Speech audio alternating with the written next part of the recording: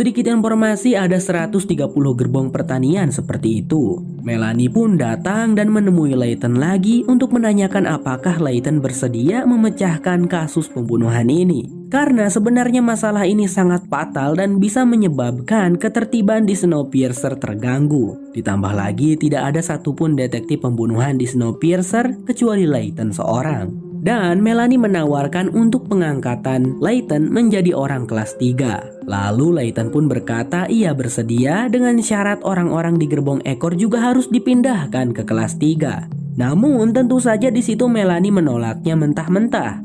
Karena Melanie beralasan itu akan merusak keseimbangan Snowpiercer. Orang-orang yang berada di kelas 3, 2, dan 1 pasti akan sangat menentang hal tersebut. Karena masih belum mendapatkan kesempatan, maka Layton pun akan ditahan sementara dalam kurungan dan Pak Rossi langsung membawanya.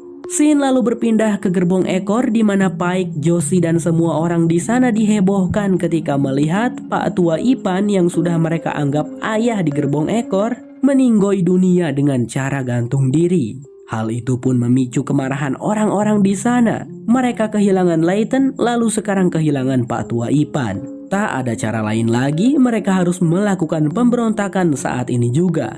Pike di sana benar-benar sudah berapi-api. Rencana pun dimulai. Awalnya mereka melaporkan tentang kematian Pak Tua Ipan pada penjaga.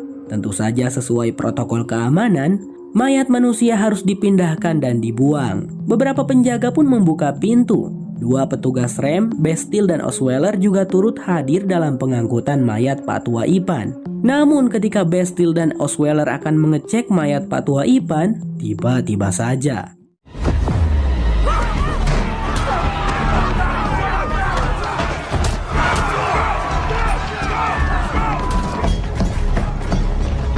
lalu terjadilah aksi pemberontakan di sana. Pike, Josie, dan orang-orang gerbong ekor berusaha melumpuhkan dan membunuh para pasukan penjaga. Osweiler di sana untungnya berhasil melarikan diri. Satu persatu pasukan penjaga mereka bunuh. Salah satu di antara mereka ada seorang pria kuat iman bernama Si Udin. Maksud saya kuat tenaganya gitu.